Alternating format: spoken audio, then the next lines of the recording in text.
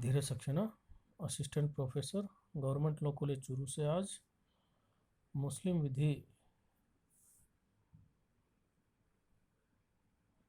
जो first paper है LLB first year में, उसमें विल, वसीयत या वसिया पर चर्चा कर रहा हूँ।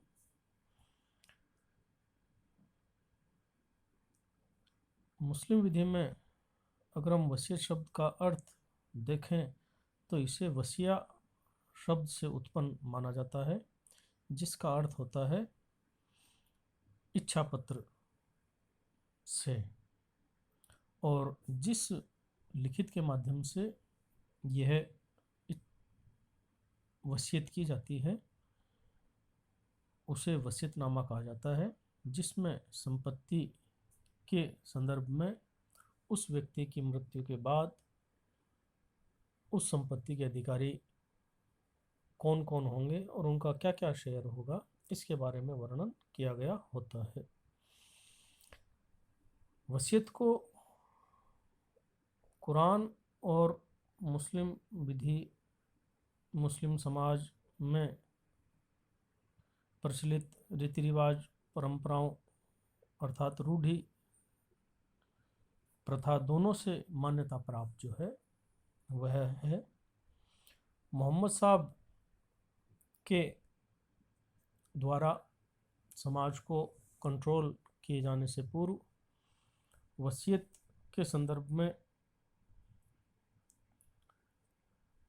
अनियंत्रित अधिकार मुस्लिम व्यक्ति को प्राप्त थे, जिसमें वह अपनी संपूर्ण संपत्ति का वसीया किसी भी व्यक्ति के पक्ष में कर सकता था, अर्थात वह अपने उत्तराधिकारियों को भी अपनी संपत्ति के अधिकार से वंचित कर सकता था। किंतु मोहम्मद साहब ने इसके संदर्भ में कुछ रेस्ट्रिक्शन लगाए। अगर हम वसीयत की परिभाषा की बात करें तो इंडियन सक्सेशन एक्ट सेक्शन 2 में इसे डिफाइन किया गया है, जिसके अनुसार will is the legal declaration of the intention of a testator with respect to his property which he desires to be carried into effect after his death। अर्थात वसीयतकर्ता द्वारा अपनी संपत्ति के विषय में अपने अभिप्राय की विधिक घोषणा वसीयत कहलाती है, जिसे वह अपनी मृत्यु के पश्चात प्रभावी करना चाहता है। किंतु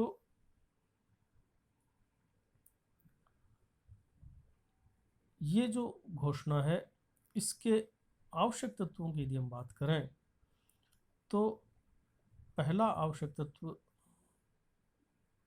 वसीयतकर्ता की सक्षमता है, जिसमें आप 3 बातें हम शुरुआत से देखते आ रहे हैं, पढ़ते आ रहे हैं कि वसीयतकर्ता जो है वह वयस्क होना चाहिए। यहाँ पर जो वयस्कता की उम्र है वह कॉन्ट्रैक्ट एक्ट के और समान 18 वर्ष या 21 वर्ष जैसी भी परिस्थितियां हैं वह मानी जाती है। अगर अवयस्क अपनी संपत्ति का वसीयत कर रहा है तो वह शून्य मानी जाती है। वयस्कता प्राप्त करने पर वह अनुसमर्थन द्वारा उसे वैध बना सकता। दूसरा, वसीयतकर्ता स्वैच्छित होना चाहिए। अगर अस्वैच्छित व्यक्ति वसीयत कर रहा है तो वह वसीयत निष्प्रभावी और शून्य मानी जाती है। तीसरा, जो संपत्ति की वसीयत की जा रही है वह वसीयतकर्ता की ही होनी चाहिए, अर्थात वह उसका स्वामी होना चाहिए। यहाँ 2-3 बातें और आपको ध्यान में रखनी चाहिए कि वसीयतकर्ता अगर आत्महत्या कर लेता है तो उसका इफेक्ट वसीयत पर क्या होगा। इसके बारे में हनफी विधि ये कहती है कि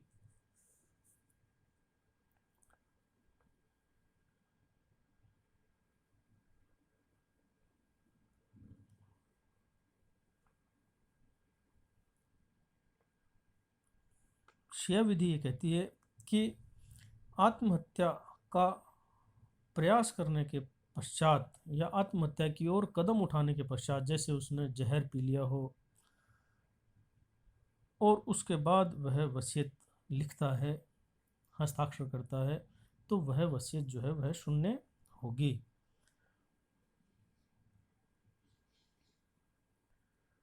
जबकि हनफी विधि में जो है इस बारे में कोई भी स्पष्ट प्रावधान जो है वह नहीं है। अगर वसीयतकर्ता धर्म त्याग कर लेता है या उसे मृत्युदंड प्राप्त हो जाता है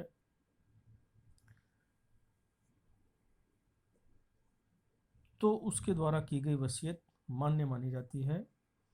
दिवाली व्यक्ति की वसीयत अमान्य होती है जब तक कि लेनदार जो हैं वो अपने दावों का त्याग नहीं कर देते हैं।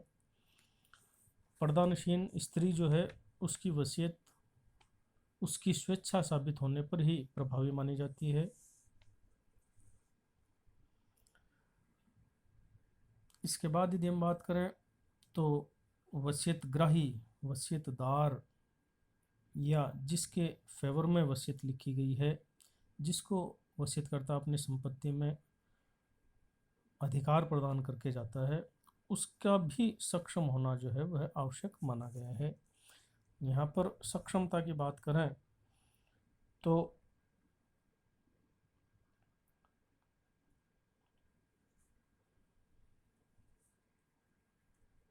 वह वसीयतदार जो है वसीयतकर्ता की मृत्यु के समय अस्तित्व में जो है वह होना चाहिए। अर्थात अजन्मे को की गई वसीयत जो है वह शून्य मानी जाएगी। यदि सुन्नी विधि ये कहती है कि वसीयतकर्ता की मृत्यु के 6 माह के भीतर अगर वह जन्म नहीं लेता है, या शिया विधि ये कहती है कि अगर वह वसीयतकर्ता की मृत्यु के बाद 10 माह के भीतर अगर वह जन्म नहीं ले लेता है तो वह वसीयत जो है वह शून्य निष्प्रभावी हो जाएगी। गैर मुस्लिम जो है उसको अगर वसीयत की गई है तो वह मान्य मानी जाती है।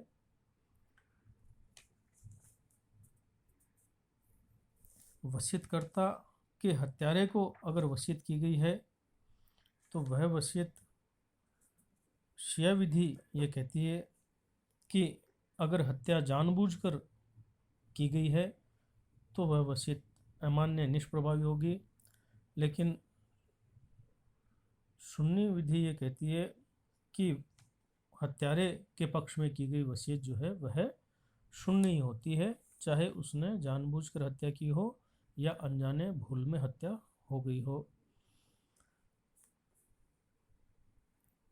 इसी तरह 1850 से पहले धर्म त्याग कर गैर मुस्लिम हो गया वह व्यक्ति को वसीयत नहीं की जा सकती थी, लेकिन अब वह 1850 के बाद योग्य हो गया है।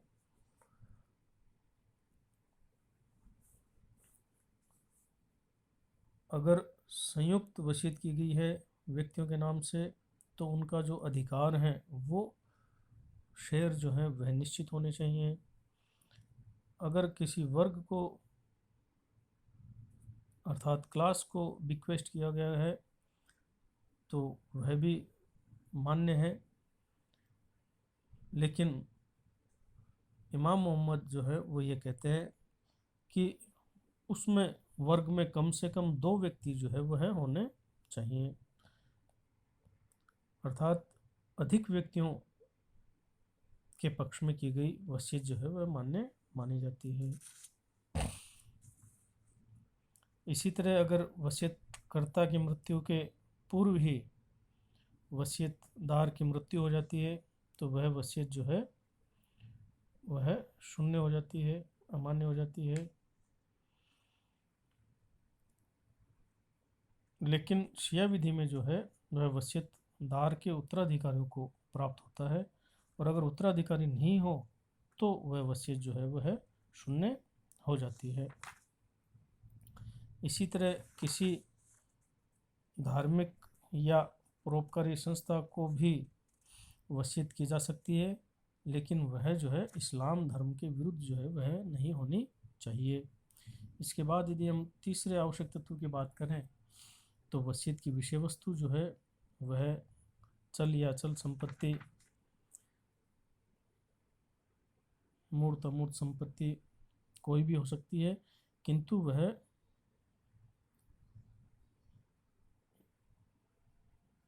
वसीयतकर्ता की होनी चाहिए, मान्य होनी चाहिए, और वसीयत करते समय अस्तित्व में जो है वह होनी चाहिए। इसी तरह यदि हम बात करें तो वसीयत जो है वह वसीयत की सीमा के भीतर जो है वह की गई होनी चाहिए। इसका अर्थ ये है कि मोहम्मद साहब ने दो तरह के प्रतिबंध जो है वह लगाए थे वसीयती शक्ति पर, जिसमें पहला है तृतीयांश का प्रतिबंध, जिसे कहते हैं लिमिटेशन ऑफ 1/3 प्रॉपर्टी। इसकी यदि हम बात करें तो जो नेट प्रॉपर्टी है वसीयतकर्ता की, शुद्ध संपत्ति जिसे कहा जाता है, उसका 1/3 तक ही वसीयत जो है वह व्यक्ति कर सकता है, ऐसा मोहम्मद साहब ने तय किया था। नेट प्रॉपर्टी का अर्थ ये हुआ कि अगर वसीयतकर्ता के जो भी ऋण हैं और उसके कफन दफन के जो खर्चे हैं, इनको निकालने के पश्चात जो संपत्ति बचे उसका 1/3 हिस्से तक ही वसीयत जो है वह की जानी चाहिए। सुन्नी विधि जो है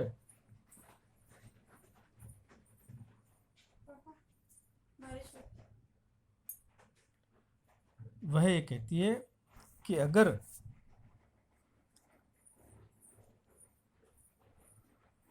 इस तरह का कोई ध्यान नहीं रखा गया है तो आनुपातिक विभाजन जो है, रिट्रीबल डिस्ट्रीब्यूशन जो है वह किया जा सकता है, किंतु इस सिद्धांत को, आनुपातिक विभाजन को शिया विधि में मान्य जो है वह नहीं माना गया।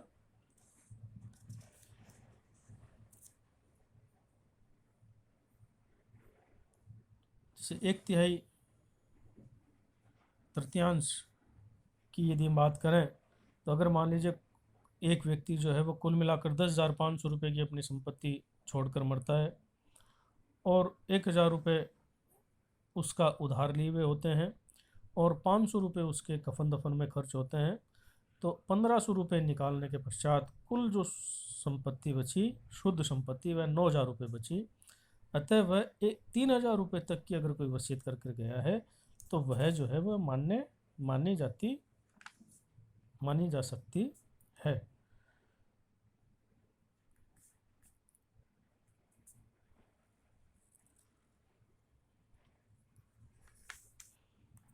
इसी तरह इसमें अपवाद की यदि हम बात करें तो वसीयतकर्ता की मृत्यु के समय जो भी वारिस हैं वो अगर सहमत हो जाते हैं, अगर वसीयतकर्ता को कोई भी वारिस ना हो, अगर रूढ़ी या प्रथा तृतीयांश के प्रतिबंध को ओवररूल करती हो, या केवल पति या पत्नी ही वारिस हों और उनके अंश को प्रभावित नहीं किया कर रहा हो, तो यह तृतीयांश का जो प्रतिबंध है वह ओवररूल जो है वह किया जा सकता है।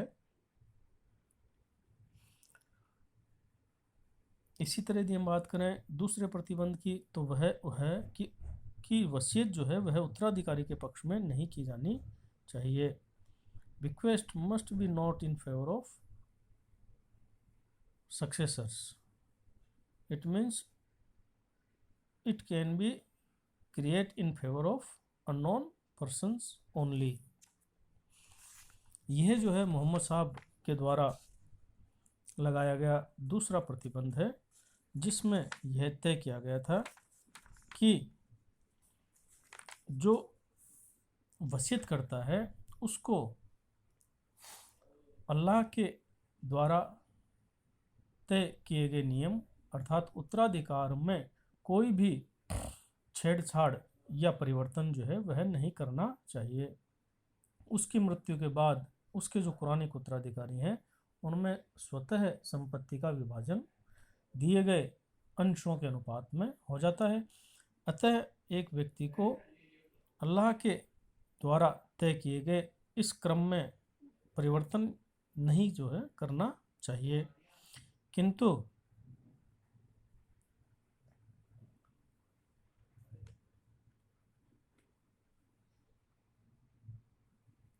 यह नियम बनाया गया कि अगर वारिसों के पक्ष में या कोई व्यक्ति वसीयतदार में ऐसा है जो वसीयतकर्ता का वारिस है, तो उसके पक्ष में अगर वसीयत की गई है तो वह मान्य मानी जा सकती है। अगर सुन्नी विधि ये कहती है कि अन्य उत्तराधिकारी कर्ता की मृत्यु के पश्चात अपनी सहमति दे दे तो वह वसीयत जो है वह प्रभावी और मान्य की जा सकती है। इसी तरह शिया विधि ये कहती है कि अन्य उत्तराधिकारियों की सहमति के बिना भी 1/3 अर्थात संपत्ति के तृतीयांश तक मान्य जो है वह मानी जाती है। और अगर वह तृतीयांश से अधिक है, 1/3 से अधिक की संपत्ति का वारिस की फेवर में वसीयत की गई है तो वह वसीयत तभी मान्य होगी जब अन्य उत्तराधिकारी अपनी सहमति दे दें, और वह सहमति चाहे कर्ता की मृत्यु से पूर्व में दी जा सकती है या पश्चात में कभी भी ली या दी जा सकती है। किंतु सुन्नी विधि में वह जो उत्तराधिकारियों की सहमति है वह कर्ता की मृत्यु के पश्चात ही होनी महत्वपूर्ण मानी जाती है। इसी तरह यदि हम बात करें अगले आवश्यक तत्व की, तो वसीयत जो है वह मौखिक भी हो सकती है, लिखित भी हो सकती है। किंतु किसी भी तरह के भ्रम या अनिश्चितता को रोकने के लिए यह आवश्यक माना जाता है कि वसीयत जो है वह लिखित में होना और उसके 2 स्वतंत्र गवाहों के द्वारा अनुप्रमाणित किया जाना उचित माना जाता है। इसी तरह यदि हम बात करें तो भविष्य में की गई वसीयत जो है वह शून्य मानी जाती है। किंतु आकस्मिक घटना जिसका कंट्रोल वसीयतकर्ता पर निर्भर नहीं करता हो या सशर्त जो वसीयत हैं